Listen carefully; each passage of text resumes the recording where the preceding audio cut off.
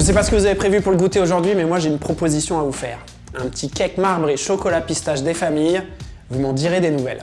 Pour ça j'ai besoin un peu de beurre, un peu de sucre, un peu de farine, de la levure chimique, 2 petits œufs battus, un peu de crème entière, cacao poudre et ma pâte de pistache. On attaque avec le beurre et le sucre qui sont déjà dans le batteur, dans lequel je vais ajouter, une fois que le mélange sera homogène, j'ajoute mes œufs.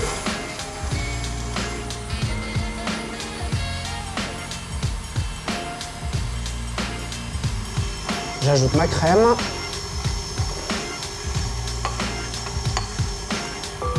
Mon appareil nature est prêt. On va maintenant les parfumer. On va séparer en deux notre masse. La moitié de la masse qu'on va parfumer à la pistache et l'autre avec du cacao.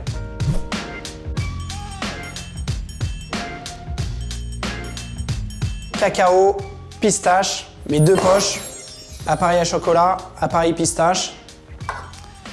J'ai préalablement chemisé mon moule avec un petit peu de matière grasse très légèrement et un papier sulfurisé ou un papier cuisson dans le fond. Je commence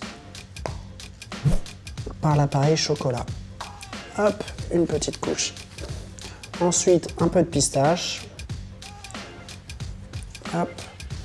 Puis encore un peu de chocolat.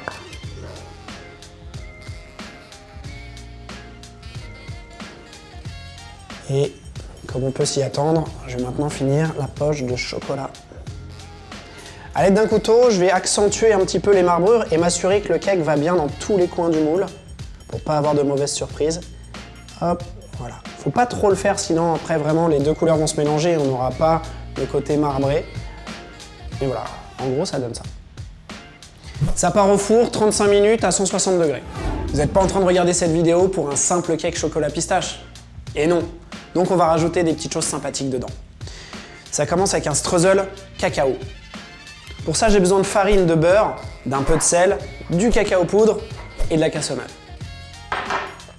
Je commence par sabler ensemble la farine, le beurre. Hop.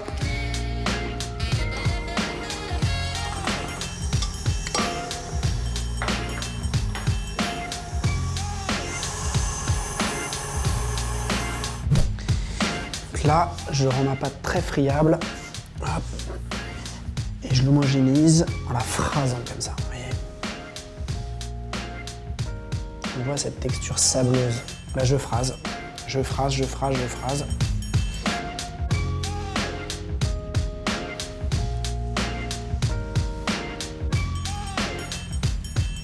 Maintenant, je vais faire des morceaux un peu grossiers qu'on va cuire comme ça.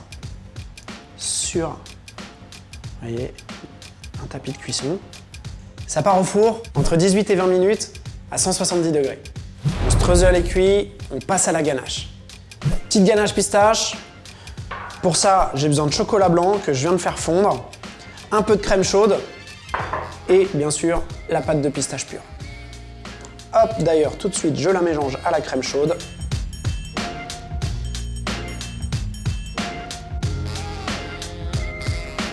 J'intègre ma crème directement dans mon chocolat fondu et on homogénise.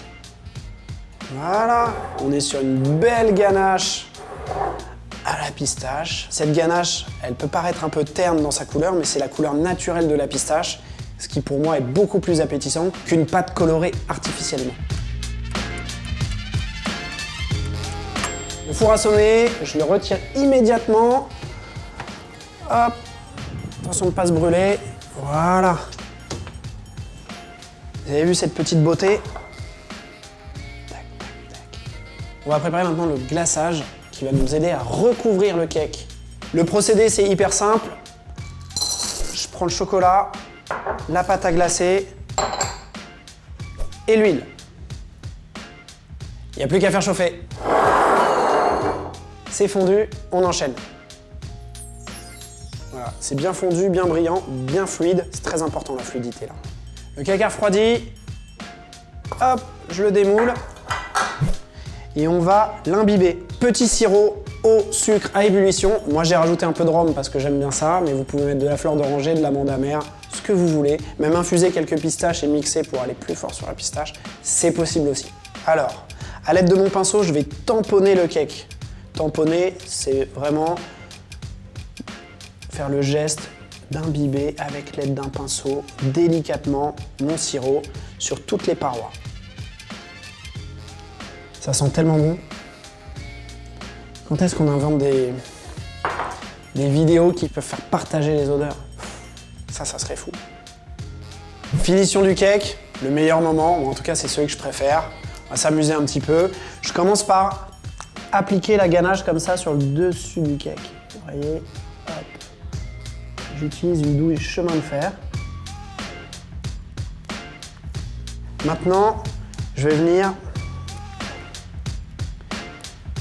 appliquer mon streusel au cacao, comme ça, dessus, pour donner un peu de relief. Ça va donner une texture supplémentaire, ce petit streusel. Il va venir donner un peu de craquant, qui n'est pas désagréable à dégustation. Avec la pâte de pistache qui me reste, je joue la carte de la gourmandise et hop, je viens rajouter des petits points.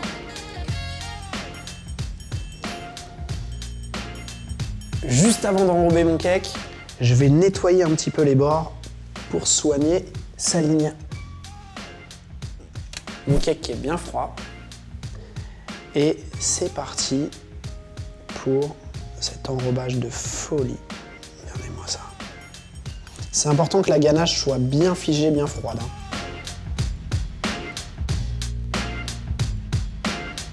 Maintenant, je vais décorer mon cake. Un peu de pistache concassée, verte, et un petit peu de poudre de gruyère de cacao. C'est facultatif, hein. On va pas se mentir. Et pour la couleur, je trouve que c'est sympa quand même. La poudre de cacao pour la forme.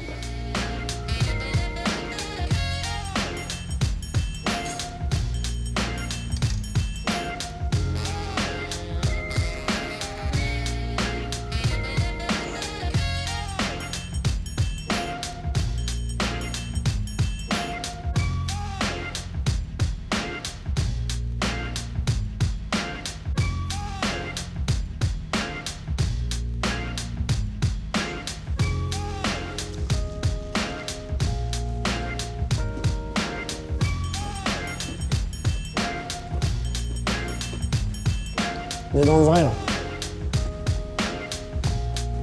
Sur la table de votre goûter, ce cake pistache ne fera pas tâche. Faites-moi confiance.